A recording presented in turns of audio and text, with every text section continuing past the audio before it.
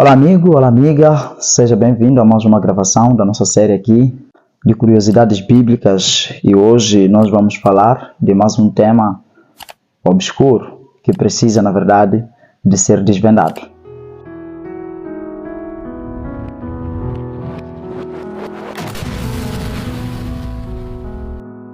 Mas antes de avançarmos, eu gostaria de recordar, como sempre tem sido tradicional aqui, já coloca o seu like e também se inscreva no canal, será antes de se inscrever, ativa aí o sininho de notificações para não perder nenhum dos vídeos aqui. Hoje nós vamos falar concretamente a respeito da parábola do rico e Lázaro.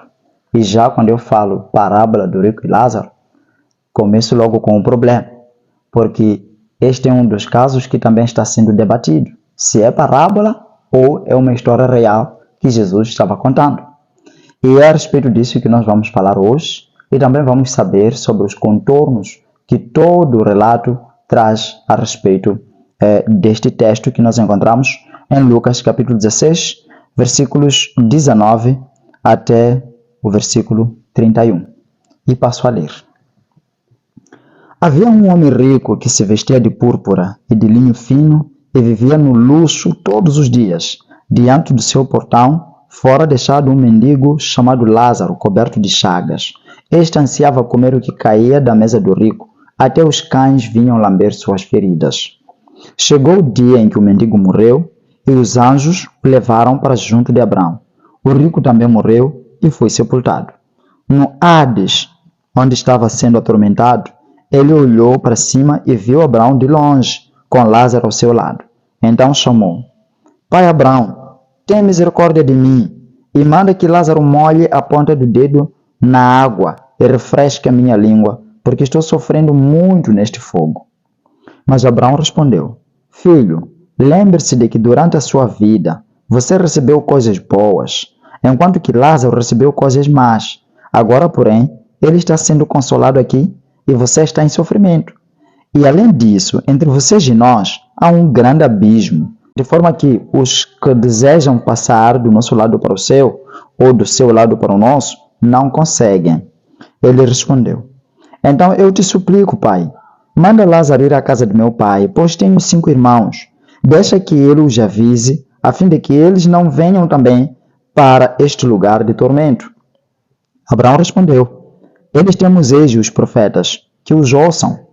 Não, pai Abraão, disse ele, mas se alguém dentre os mortos fosse até eles, eles se arrependeriam. Então Abraão respondeu: Se não ouvem a Moisés e aos profetas, tampouco se deixarão convencer, ainda que ressuscite alguém dentre os mortos. E aí nós encontramos o nosso texto problemático. O problema por detrás deste texto é o seguinte: este texto é uma parábola ou é um texto literal de uma história real que aconteceu? Se é uma história real que aconteceu, então entramos no segundo problema, porque a mensagem que este texto traz vai trazer algumas contradições com outras mensagens das Escrituras, porque dá a ideia de que os seres humanos, quando eles vivem, ao morrer, eles recebem a recompensa imediata. Os pecadores vão para o inferno, enquanto que os justos vão direto ao seio de Abraão. E se assim for, como é que fica então a situação de textos como Eclesiastes capítulo 9, versículo 5, que vai falar que os que vivem sabem que um dia vão morrer, mas os que morreram de nada sabem. E o verso 6 ainda vai dizer que nem seu amor, nem seu ódio, nem sua inveja, tudo desapareceu. Agora, como é que nós podemos encaixar esses textos com uma parábola dessa natureza que vai mostrando que mesmo após a morte, as pessoas ainda vivem? Então, esse é o motivo pelo qual nós trazemos este texto a fim de podermos desvendar o mistério por detrás desta passagem aqui. Em primeiro lugar, será isto uma parábola ou é uma história literal? Porque, na maior parte das vezes, quando você lê em muitas passagens onde Jesus conta parábolas, então você encontra lá o autor dizendo, ou o narrador neste caso, dizendo: e lhes contou uma outra parábola. né? Como no caso da parábola da semente, não é? A parábola do bom samaritano e muitas outras parábolas. Aí o autor do livro, o narrador neste caso, ele conta que Jesus lhes contou uma parábola. Mas neste caso aqui, não conta nada. Até mesmo muitos editores das Bíblias, eles não colocaram nem que seja um subtítulo. Em muitas Bíblias não vem nem sequer um subtítulo que mostra que é parábola do rico e Lázaro. É claro, algumas apresentam isso, mas há outras que não apresentam isso. A exemplo desta aqui, que eu estou usando aqui, né? Que é a nova versão internacional, não é? Ela não apresenta um subtítulo que mostra que isso é uma parábola. E, na verdade, mesmo aqueles que apresentam, o caso é debatível, porque nós sabemos que os subtítulos que aparecem na Bíblia não fazem parte da palavra de Deus como tal, é somente o entendimento que o editor teve sobre um dado trecho e ele sugere o tema. Agora, será esse motivo suficiente para nós concluirmos que não se trata de uma parábola, já que o narrador não falou algo a respeito e talvez a maior parte dos tradutores também não sugeriram que fosse uma parábola? Não podemos chegar a essa conclusão de forma assim, tão rápida. Porque nós temos na Bíblia também outros casos de parábolas em que, na verdade, não aparece lá a apresentação de que isto se trata de uma parábola. Por exemplo, quando você lê o livro de Juízes, capítulo 15, você vai encontrar aí uma parábola que é narrada, na qual aparecem árvores do campo conversando. E nós sabemos que as árvores do campo não conversam, não falam, não são racionais. E nesse sentido, trata-se de quê? De uma parábola que é contada. Você encontra, por exemplo, em 2 Reis, capítulo 8, a história em que um rei se apresenta ao rei Amazias e ele conta uma parábola sobre um cardo e também uma outra árvore do campo que estavam conversando, pensando, ou seja, o cardo sugerindo que a outra árvore desse a sua filha para casar-se com seu filho. E depois disto, os animais do campo então se levantaram e foram pisar o cardo. Mas não vem aí o teor de ser uma parábola, mas a mensagem que traz mostra, na verdade, que é uma parábola. Não poderia haver tal possibilidade de ser uma literalidade que esteja se falando naquela parábola, ou seja, naquela história, ou naquele relato. Agora, se assim for, logo cai por terra a ideia de que não pode ser uma parábola, porque não está aqui apresentado que fosse uma parábola. Agora, se cai por terra essa ideia, ainda fica por se saber se na verdade é uma parábola ou é um relato histórico.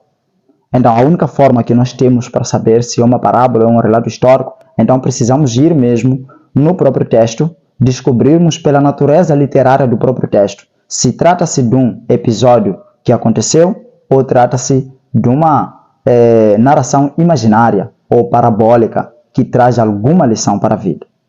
Bom, em primeiro lugar, nós precisamos entender que Jesus conta esta parábola no meio de algum ensinamento que ele estava trazendo, que na verdade ele começa contando uma outra parábola antes desta, né, que aparece aqui no capítulo 16, que é a parábola do administrador astuto, mas infiel também, não é? Então ele vai contando essa história. E além disso, ele vai falando também em outras passagens, na forma de parábolas, falando de certas pessoas que também tinham problemas na administração. Mas o cunho das mensagens que ele traz é que as oportunidades que nós temos e os bens que nós às vezes adquirimos não é o que garante a nossa boa estadia na vida futura, não é? Não é garantia da nossa salvação ou não é garantia da continuidade das vantagens na vida futura. Então ele vai contar, por exemplo, uma parábola que é narrada lá em Lucas capítulo 12, que vai falar de um homem tal que produziu na sua machamba e depois, quando ele parou e analisou aquilo que havia conseguido, ele vai dizer que, olha, minha alma, descanse em paz, coma, desfrute porque você trabalhou, né? E depois Jesus vai dizer que no mesmo dia se lhe pediu a alma, ou seja, ele morreu. Então ele pergunta, quem vai ficar a desfrutar daquilo que ele achava que deveria ficar a desfrutar? Então, para mostrar que a vida do homem não se resume pelos bens que possui. Então, é o caso de pessoas que não colocam o reino de Deus em primeiro lugar, como fala Mateus 6,33, mas colocam os bens em primeiro lugar em detrimento do que? Do reino de Deus. E é disso que Jesus aqui está tratando. É por isso que quando você lê aqui no capítulo 16 mesmo, o versículo 14, ele diz assim: os fariseus que amavam dinheiro ouviam tudo isso e zombavam de Jesus. Viu? Os fariseus que amavam dinheiro ouviam tudo isso e zombavam de quem? De Jesus. Então, é no meio desses fariseus amantes do dinheiro que Jesus depois conta o quê? Conta essa história aqui. E então ele vai falar de forma figurativa, né? Vai falar de forma figurativa sobre duas pessoas de vantagens diferentes. Alguém que tinha posses e outra pessoa que não tinha nenhuma posse. Então, aquele que tinha posse, a despeito de tudo aquilo que ele tinha à sua disposição, que poderia ajudar aquele que não tinha nada, ele deixava que Lázaro sofresse. A Bíblia vai dizer que Lázaro jazia à porta daquele homem e a Bíblia também vai dizer que ele foi deixado aí. Significa que ele estava numa situação em que nem conseguia andar por si mesmo. Alguém carregou e foi deixar aí, né, para poder ver se poderia ter algum favor da parte de quem? Do rico, né? E isso era algo que na verdade acontecia na maior parte das vezes em que os cegos ou pessoas assim sem condições eram deixados em locais públicos onde alguém poderia lhes ajudar facilmente. E alguém carregou Lázaro e foi lhe deixar à porta daquele rico. Só que o rico, a despeito de ver Lázaro naquela casa, na sua casa, ele não se importou. Ele continuou vivendo sua vida normalmente como se ninguém estivesse aí. Ele comia, conseguia reunir coragem, comer na sua mesa e Lázaro estando aí, e ele arrastava-se e chegava embaixo para ver se cai alguma migalha aí a fim de apanhar e comer. E o rico não se interessou com isso. Os cães vinham e lambiam as suas feridas. Algo que na verdade talvez não trazia alívio das dores, mas pelo contrário talvez pioravam a situação de quem? De Lázaro. Mas uma das coisas que nós precisamos refletir juntos é que desde que chegou o dia em que o mendigo morreu e os anjos o levaram para junto de Abraão. Então, se isto aqui for uma história literal, nós estamos a ouvir claramente que quando Lázaro morreu, os anjos carregaram ele. Para onde? Para junto de Abraão. Então, significa que o cadáver de Lázaro foi levado para junto de Abraão. Não sabemos onde é que é esse local onde Abraão estava. Então, o cadáver foi levado para junto de quem? De Abraão. Só que quando nós continuamos com a história, vai mostrar algo um pouco contrário a isso. Porque depois o mesmo Lázaro que está junto de Abraão aparece lá num aspecto de alguém que está vivo. Como é que está vivo se ao morrer os anjos carregaram ele? Né? Porque morte é contrário de vida. Então, se ele morreu e os anjos carregaram, significa que carregaram o cadáver dele. E ele foi para onde? Para junto de Abraão. Mas depois aparece lá o rico vendo Lázaro estando lá e ele sugere que Lázaro seja mandado para fazer o quê? Para prestar um serviço em favor desse rico. Então, se é possível mandar Lázaro prestar um serviço em favor desse rico, significa que Lázaro está vivo. Então, como é que ele está vivo, sendo que ele foi carregado aqui morto? Esse é o primeiro ponto. Agora, outra coisa que nós precisamos entender é que o rico, quando ele morre, diz que ele morreu e foi sepultado, né? Foi sepultado, foi a sepultura. Então, no Hades, onde ele estava sendo atormentado, e aí surge o segundo problema. Porque, de acordo com a Bíblia, Hades significa o quê? Sepultura, né? Que no Antigo Testamento é chamado também de Sheol, né? Então, essa sepultura aqui, que é Hades, é diferente de Gehenna. Gehenna, que é, nesse caso, o local de tormento. Aqui não diz que foi para Gehenna, diz que foi para Hades. Hades é sepultura. Então, se ele foi para Hades, como é que ele é atormentado na sepultura? Porque dá a ideia de alguém que morreu e a gente sepultou. Então, se sepultou, que tipo de tormento a pessoa pode estar sofrendo aí na areia? Porque está sofrendo a putrefação e não um tormento em si. Mas aqui diz que ele estava sendo atormentado e no teor da parábola toda vai mostrando que esse tormento era tormento mesmo de chamas de fogo, né? Então, logo, aqui existe uma imprecisão do que? Da mensagem, do relato que está sendo narrado. O que dá ainda para suspeitar que isso na verdade seja o quê? Seja uma história real. Mas sim, encaixa-se mais no teor de uma parábola do que de uma história real. Agora, veja o seguinte. Quando ele sente o tormento, o verso 24 diz que ele chama Abraão. Pai Abraão, tenha misericórdia de mim. Manda que Lázaro molhe a ponta do dedo na água e refresque a minha língua, porque estou sofrendo muito neste fogo. Os proponentes da ideia de literalidade deste texto são aqueles que defendem que quando a pessoa morre, o corpo vai para a sepultura e o espírito vai para Deus, ou então vai para o inferno, onde recebe já o que é onde começa o tormento, né? O tormento eterno. Só que esta posição entra em sérios problemas com a parábola aqui, com o texto aqui. Por quê? Porque se é assim, a Bíblia não fala que Lázaro foi sepultado. Diz que Lázaro foi levado para junto de Abraão, o que significa que ele foi levado em corpo. Enquanto que a ideia é de que não, quando morremos o corpo vai para o pó e o espírito é que vai para quem? Para Deus. Mas a parábola, o texto aqui está a negar isso. Diz que Lázaro morreu e logo foi levado. Então, em segundo lugar, este mesmo Lázaro, que está no seio de Abraão, aqui aparece tendo dedos. Diz o rico aqui, estou a pedir para que fale para Lázaro para molhar o seu dedo na água e vir fazer o que é refrescar a minha garganta. Afinal de contas, a alma, o espírito, tem dedos?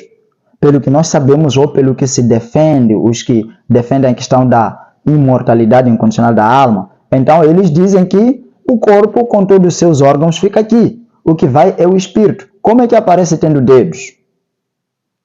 Então, o rico também está lá sendo atormentado. Diz que é para refrescar minha garganta. Como é que aparece tendo ainda a garganta? E a Bíblia diz que ele olhou. Como é que aparece aí com olhos? Porque os olhos estão no corpo, o corpo físico. E o corpo físico foi sepultado. A Bíblia diz que ele morreu e foi sepultado. Então, como é que aparece com olhos? Viu? Então, logo, nós estamos a ver que aqui não se trata de algo literal. É uma parábola simbólica que Jesus estava contando para trazer alguns ensinamentos para aquele povo aí. Agora, veja, Abraão depois responde, né? Ou seja, antes de chegarmos até lá, parece ter a ideia de que o céu, ou o local de salvação, o paraíso e o inferno estão tão próximos a ponto de o rico conversar com quem? Com Abraão, viu? Estão tão próximos a ponto do rico conversar com Abraão. E se assim fosse, imagine um monte de gente, muitas pessoas sofrendo, queimando no inferno. Jesus falou que o mundo está dividido em dois caminhos, mas o caminho mais largo é aquele que é seguido pelos perdedores. Então, se esses perdidos estão lá no inferno a queimar, se espera que seja um local de muito barulho e choro indescritível. Como é que Abraão consegue ouvir a voz de Lázaro? Ou seja, do rico falando aí, a voz de uma única pessoa no meio de milhões que estão, que poderiam estar chorando, clamando por causa do sofrimento. Como é que seria possível haver esta conversa aqui, né? Então, tudo isso indica que a ideia de que esta seja uma história real cai por terra. E ainda Abraão vai falar que, olha, quando você estava vivo, recebeu as boas coisas, enquanto que Lázaro recebeu as más. Então agora é o contrário. Então só esta colocação de Abraão aqui já dá para trazer algumas reflexões. Afinal de contas, o que condiciona a salvação? Pelo teor da mensagem aqui, parece que a salvação só depende da situação financeira da pessoa aqui, situação econômica. Se você for rico, no final vai à perdição. Se você for pobre, no final vai à salvação. Algo que na verdade parece se tornar evidente porque o Lázaro aqui não é apresentado nenhuma coisa boa que ele tenha feito. Só diz que ele era um sofredor e foi parar à porta do rico. Mas a razão pela qual ele foi levado para Abraão não é apresentada. Então, nós sabemos pela Bíblia que não depende, a riqueza não depende, ou seja, a salvação não depende da nossa situação financeira aqui ou situação econômica aqui. O que faz com que mesmo o próprio Abraão, por exemplo, que a Bíblia menciona que ele tinha muitos bens, seja alguém que morreu na fé e se tornou até o pai, o patriarca dos israelitas, o pai da fé, conforme menciona o Novo Testamento lá no livro de Tiago, não é? Então, nós todos sabemos que Abraão é um personagem de alto renome na Bíblia. O próprio Jesus, falando a respeito dos salvos, diz que vocês, ou seja, falando aos fariseus, diz que vocês vão ver pessoas vindo do Ocidente e do Oriente e se reclinar à mesa com Abraão no reino dos céus, mas vocês que são filhos do reino serão mandados embora, não é? Para dizer que ele coloca Abraão como se fosse o pai, né? E na verdade a Bíblia mostra que é o pai da nação judaica, o pai da fé, todos aqueles que aceitam a Jesus, a Deus pela fé em Jesus Cristo, então eles também são chamados filhos de Abraão, não é? Então ele foi o patriarca tão importante no seio do que é da nação judaica, que até transcende somente a nação judaica, e isso abrange até aqueles que aceitam a Jesus pela fé nos dias de hoje, não é?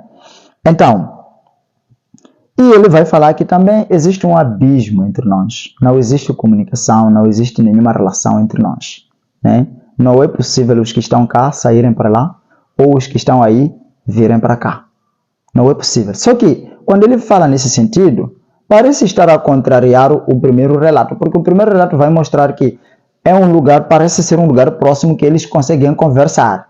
Mas depois ele vai dizer que não, há um abismo maior de separação entre nós e vocês. Então, essa inconsistência toda ajuda, na verdade, a vermos que não se trata de uma mensagem literal, mas se trata-se de uma mensagem simbólica que tem algum ensinamento a ser deixado para os ouvintes, não é? Agora, depois ele vai falar que, olha, se é assim, para mim já não tem esperança, né? Mas estou pedindo para que mande Lázaro voltar para a casa do meu pai, para meus 5 irmãos, que, a meu ver, acho que eles também vão cair no local onde eu estou.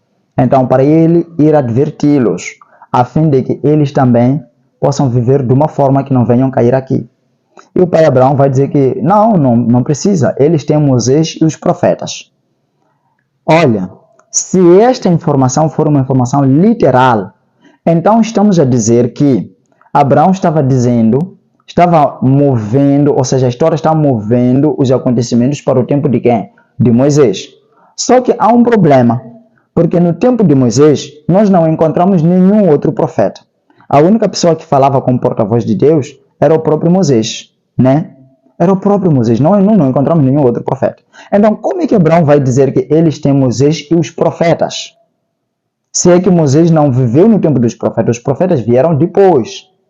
Então, como é que ele associa esses dois? Então, se ele associa esses dois, pelo menos a sua mensagem aqui destoa naquilo que é o contexto histórico daquilo que a Bíblia menciona.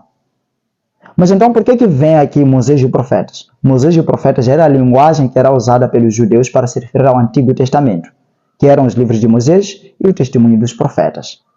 Então, logo, vemos que não se trata de literalidade das mensagens ou das palavras que aqui foram usadas, mas trata-se de um ensinamento que Jesus pretendia deixar com toda esta parábola. Ele diz que se eles não ouvem a Moisés e os profetas, mesmo que alguém ressuscite dentre os mortos. E aí surge uma outra questão. Mesmo que alguém ressuscite. Por que Abraão não diz mesmo que alguém desça, como se fosse quem está no céu, e então tiver que mandar Lázaro para descer à terra? Ele não fala nesse sentido. Ele vai dizer que mesmo que alguém ressuscite dentre os mortos. E a ressurreição, de acordo com a Bíblia, acontece para aqueles que morreram e estão sepultados, estão nas sepulturas.